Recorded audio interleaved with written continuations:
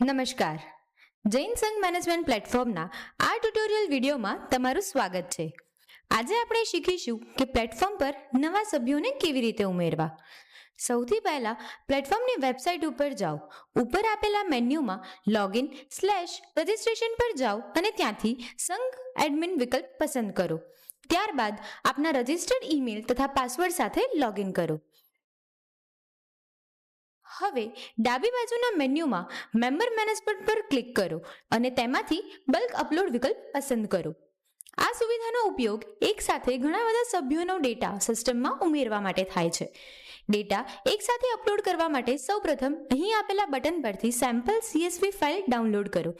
આ ફાઇલમાં તમારા સંઘના સભ્યોની વિગત ભરી લો. ત્યારબાદ તૈયાર કરેલી ફાઇલ અપલોડ કરવા માટે ચૂઝ ફાઇલ પર ક્લિક કરી તમારી ફાઇલ સિલેક્ટ કરો અને નીચે આપેલા એડ બટન ઉપર ક્લિક કરો. ફાઇલ અપલોડ થતાં જ તમને સ્ક્રીન પર લીલા કલરનો સક્સેસ મેસેજ દેખાશે. તમે નીચે સ્ક્રોલ કરીને બલ્ક અપલોડ લોગ્સમાં જોઈ શકો છો કે કેટલા સભ્યો સફળતાપૂર્વક સિસ્ટમમાં ઉમેરાઈ ગયા છે. હવે જોઈએ કે કોઈ એક સભ્યને મેન્યુઅલી કેવી રીતે ઉમેરવા. આ માટે ડાબી બાજુના મેન્યુમાંથી ઓલ મેમ્બર્સ ઉપર ક્લિક કરો. અહીં તમને હાલના સભ્યોનું લિસ્ટ દેખાશે.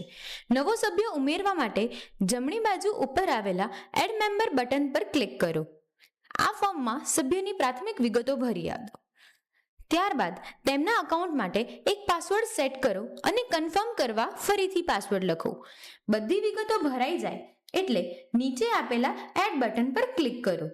તમને તરત જ મેમ્બર સફળતાપૂર્વક રજીસ્ટર થયાનો મેસેજ દેખાશે અને તે સભ્યનું નામ તમારા લિસ્ટમાં ઉમેરાઈ જશે.